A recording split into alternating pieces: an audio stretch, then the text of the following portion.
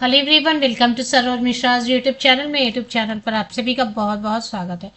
Any graduate, किसी भी graduate के लिए, मतलब किसी भी विषय से ग्रेजुएशन किया हुआ है, ग्रेजुएशन इन एनी सब्जेक्ट, नई अपॉर्चुनिटी आई हुई है। टोटल 5000 पोस्ट पे 5000 पदों पर नई अपॉर्चुनिटी स्नातक कैंडिडेट्स के लिए आई हुई है। और जैसा आप देख पा रहे हैं स्क्रीन पर, मैं स्क्रीन अभी बड़ी कर देती हूँ कि सभी राज्य, सभी यूनियन टेरिटरी में पोस्ट्स अवेलेबल हैं और आपको अपने ही राज्य में या यूनियन टेरिटरी में पोस्टिंग भी मिल जाएगी।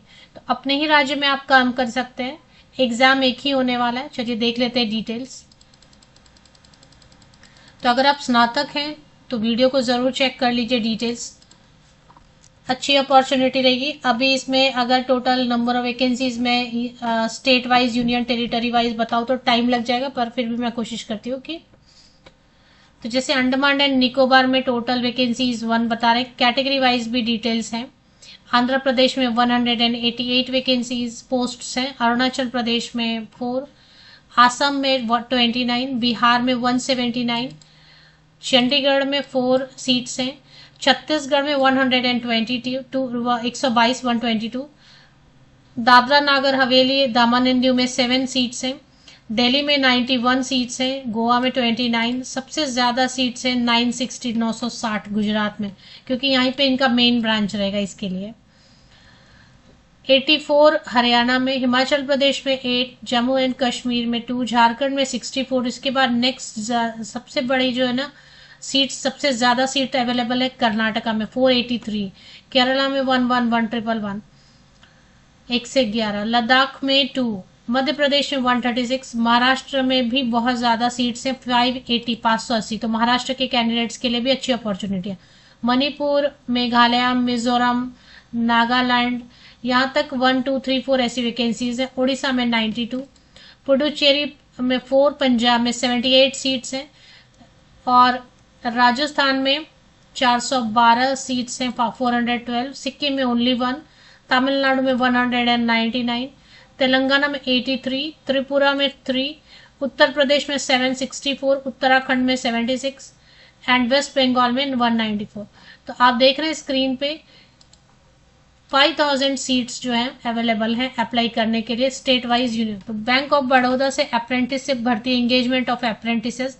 देखिए ये जो बैंक के अप्रेंटिसेस आते हैं इनका बाद में आपको हेल्प मिलता है, सपोर्ट मिलता है, इससे आपको वेटेज मिलती है। जैसे जूनियर एसोसिएट की या क्लरिकल कैडर की या किसी भी कैडर पे वैकेंसी नोटिफिकेशन आती है तो अप्रेंटिस ऑलरेडी जिन्होंने किया हुआ है बैंक से, उनको कई तरीके की रिलैक्सेशन देते हैं, जैसे एज में रिलैक्सेशन देते हैं या और भी कई तरीके के उनको जो ना वेटेज भी मिलती है, पॉइंट्स वगैरह स्कोर्स में भी वेटेज मिलती है। तो अप्रेंटिस करना बिल्कुल, अगर आप खाली बैठे हुए एग्जाम की तैयारी करें, किसी भी तरीके के एग्जाम की तैयारी करें, तो अप्रेंटिस भर्ती कहीं से भी आता है तो ज़रूर फॉर्म भर दीजिए। 15,000, 15,000 रुपये पर मंथ आपको इसमें स्टाइपेंट के तौर पे दिया जाता है। 1 ईयर के लिए ये जॉब तो नहीं बोलेंगे इसको, 1 ईयर ड्यूरेशन होता है जो कि जिसमें आपको ट्रेनिंग दी जाती है। तो आपको एक तो काम भी सीखा, एक तो ट्रेनिंग मिल जाती है आपको, आप एक नई तरीके का काम सीख जाते हैं जिससे फ्यूचर में आपको जॉब मिलती है, प्लस आपको स्टाइपेंड मिल रहा है। आप किसी चीज़ की तैयारी करें, किसी एग्जाम की, तो उसमें आपको पॉकेट मनी के तौर पे हेल्प भी, सपोर्ट भी मिलता है। 1 ईयर का टाइम रहता है, इसके बाद आप फ्री हो जाते हैं जो भी आपको जॉब करना है या जो भी आप तैयारी कर रहे हैं। Candidates can apply for engagement as apprentice in 1 state और यूनियन, किसी एक स्टेट या यूनियन टेरिटरी में आप अप्लाई करेंगे। बहुत ज़्यादा मैं इसकी डिटेल्स नहीं बता रही, 38 पेजेस हैं। The selected candidates will be allotted to state or union territory only for which they have selected at the time of submitting their application. Any request for allotment, तो जिस समय आपने फॉर्म भरा है उस वक्त आप ध्यान दीजिए, उसी के बेसिस पे जो ना सिलेक्शन होने वाली है। चलिए अब आगे देख लेते हैं इसकी क्वालिफिकेशन। कोई भी ग्रेजुएट, किसी भी विषय से ग्रेजुएट है। एज क्राइटेरिया बता रहे हैं ये 20 मिनिमम होना चाहिए एंड 28 ईयर्स। ये जो 28 ईयर्स लिखा नहीं है जनरल अनरिजर्व कैटेगरी के सीट्स के लिए। अगर आप SC/ST कैंडिडेट हैं तो 22, 5 ईयर्स की रिलैक्सेशन, 33 ईयर्स है SC/ST कैंडिडेट के लिए। अगर ओबीसी अब नॉन क्रीमी लेयर कैंडिडेट को देंगे या ऑल कैंडिडेट को तो 20 से 31 साल हो गया एज लिमिट ओबीसी कैंडिडेट के लिए। अगर आप पीडब्ल्यूडी कैंडिडेट हैं तो मिनिमम 10 इयर्स की छूट देंगे। तो 38 इयर्स तक के पीडब्ल्यूडी अनरिजर्व कैटेगरी के, अगर आप SC ST OBC कैंडिडेट हैं तो और भी ज़्यादा एज में रिलैक्सेशन मिलने वाली है। चलिए, अभी 12 मंथ्स रहेगा on the job training. Training ही है ये, ट्रेनिंग भी मिल जाती है आपको एक नया काम करने का, और प्लस जो है ना आपको प्लस आपको ये भी मिलता है। क्वालिफिकेशन यहीं पे मेंशन किया हुआ, graduation degree in any discipline. अब देखें, ना तो इसमें प्रतिशत अंकों का परसेंटेज का प्रॉब्लम है, ना कोई एक्सपीरियंस मांग रहे, ना कोई कंप्यूटर या टाइपिंग का कुछ किसी भी चीज़ का सर्टिफिकेट मांग रहे, कुछ भी नहीं मांग रहे, प्लेन ग्रेजुएशन। सब्जेक्ट का भी कोई कंडीशन नहीं है। अब इसमें आपको बाइफर्केशन देखने को मिल ही रहा है।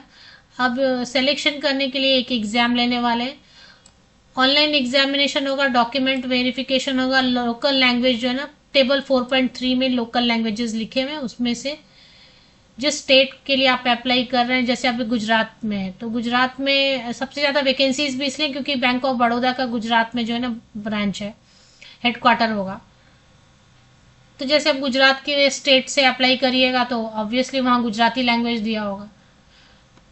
अब इसमें एक एग्जाम होगा, मल्टीपल चॉइस क्वेश्चन, वस्तुनिष्ठ प्रश्न या ऑब्जेक्टिव टाइप, जिसमें कि जनरल या फाइनेंशियल अवेयरनेस, नॉर्मल क्वेश्चंस आते हैं जनरल या फाइनेंशियल में, कुछ बहुत बड़ा फाइनेंस का नहीं, बेसिक जैसे मैं हमेशा बोलती हूँ कि जीडीपी पे क्वेश्चन रहेगा, या फिर करेंसी, क्या करेंसी, अभी डॉलर और रुपी का रेट आपको पता नहीं है तो फिर कैसे होगा। तो अलग अलग मेन जो है उनके करेंसीज क्या है, क्या रेट चल रहा है, ये सिर्फ नॉर्मल जीडीपी क्या है, या फिर ईएमआई क्या होता है, या फिर प्रोविडेंट फंड क्या होता है। तो बेसिक जो सभी को आना चाहिए वही सारे फाइनेंशियल अवेयरनेस है। आप देख रहे हैं अवेयरनेस है, मतलब जो नॉर्मली सबको आना चाहिए जितना। तो 60 मिनट्स हिंदी और इंग्लिश में क्वेश्चंस रहेंगे, और इंग्लिश का क्वेश्चन इंग्लिश में रहेगा। Quantitative and reasoning aptitude, computer knowledge and general English.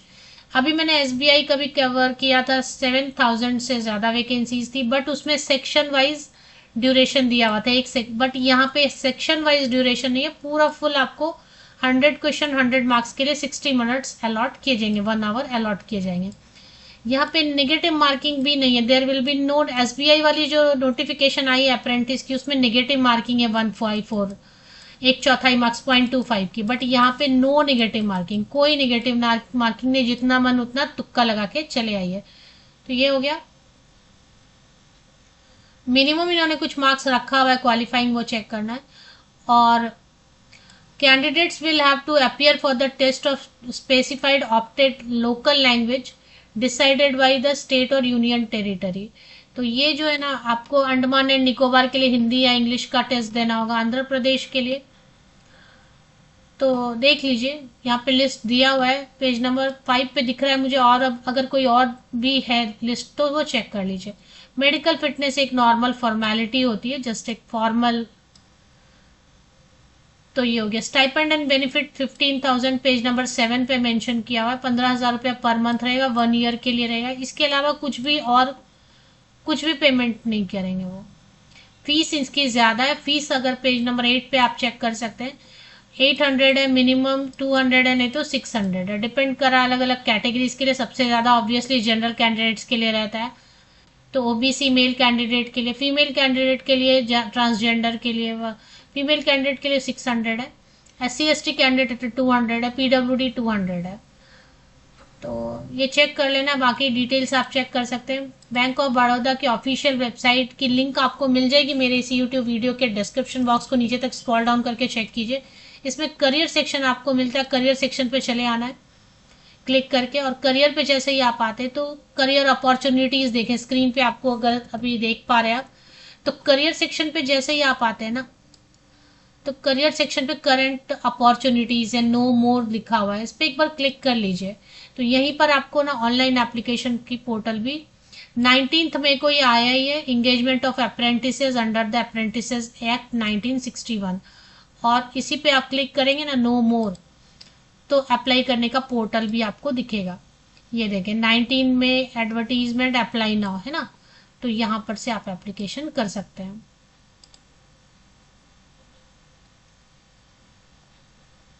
अब इसमें स्टूडेंट लिखा है वगैरह, तो वो चेक कर लीजिए कैसे अप्लाई करना है, थोड़ा सा पढ़ लीजिए इसमें, नहीं तो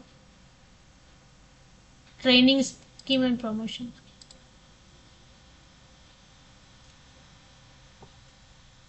अब पहला ही वाला रहेगा, तो वो चेक कर लीजिए किससे अप्लाई करना है। और तो कोई लिंक है नहीं, इसी से आपको अप्लाई करना है ना। एप्लीकेशन पोर्टल कब से कब तक रहेगी वो चेक कर सकते हैं। 19th में तो शुरू ही हुआ है और इसकी लास्ट डेट है 8 जून। 19th में से 8 जून तक आप ऑनलाइन अप्लाई कर सकते हैं। अगर इसमें कोई लिंक अलग से दिया हुआ है तो देख लीजिए, अदरवाइज वही लिंक रहेगा, उसी से अप्लाई करने की कोशिश कीजिए।